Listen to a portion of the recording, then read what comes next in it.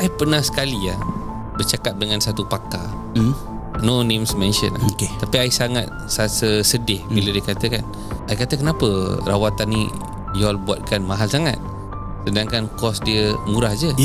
Dia kata I tak kisah, siapa nak bayar untuk kereta convertible saya, they can beg, borrow or steal to get themselves fixed. And I felt very very sad. Macam siapa you say that?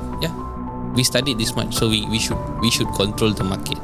This ideology sangat susah sekarang ni dalam perubatan, because it's becoming very business oriented. Dia nak profit, nak guna OT kena penuh, ni kena penuh, ni kena habis, kalau tidak KPI. So in government pula, they have too much of traffic.